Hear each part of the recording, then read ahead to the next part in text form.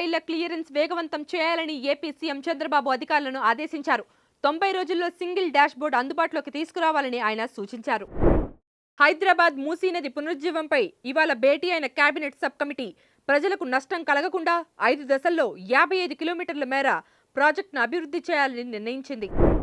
BRS MLA పాడి కౌశిక్ రెడ్డి కార్యాలయంపై దాడి ఘటన నేపథ్యంలో రాష్ట్రంలో శాంతి భద్రతలు క్షీణించాయని ఆరోపిస్తూ ఆ పార్టీ నాయకులు ఇవాళ డీజీపీని కలిసి ఫిర్యాదు చేశారు.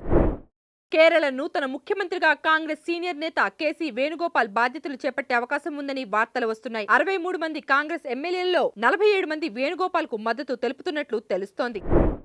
తమిళనాడులో ప్రభుత్వం ఏర్పాటుకు అవసరమైన మెజార్టీ ఎమ్మెల్యేల మద్దతు లేఖలతో టీవీకే అధినేత విజయ్ ఈ రోజు సాయంత్రం గవర్నర్ రాజేంద్రను కలవనున్నారు.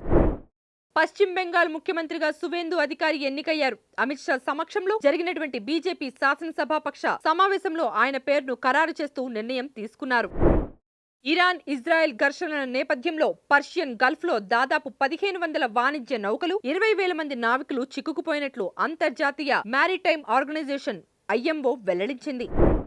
నటుడు జూనియర్ ఎన్టీఆర్ సరికొత్త మేకోవర్ తో అల్ట్రా స్టైలిష్ గా ఉన్న ఫోటోను సంగీత దర్శకుడు తమన్ సోషల్ మీడియాలో షేర్ చేయగా అది ప్రస్తుతం నెట్టింట వైరల్ గా మారింది. నటుడు బాలకృష్ణ నటిస్తున్న 109వ సినిమాలో మాస్ సాంగ్ కోసం చిత్ర యూనిట్ నర్గిస్ ఫక్రీని ఖరారు చేసినట్లు వార్తలు వస్తున్నాయి. టీమిండియా టీ20 కెప్టెన్ సూర్యకుమార్ యాదవ్ ఫామ్ కోల్పోవడంతో ఆయన స్థానంలో శ్రేయస్ అయ్యర్ కు సారథ్య బాధ్యతలు అప్పగించాలని సెలక్షన్ కమిటీ భావిస్తున్నట్లు సమాచారం. Please subscribe to the channel and download the Politicos app from the links in the description.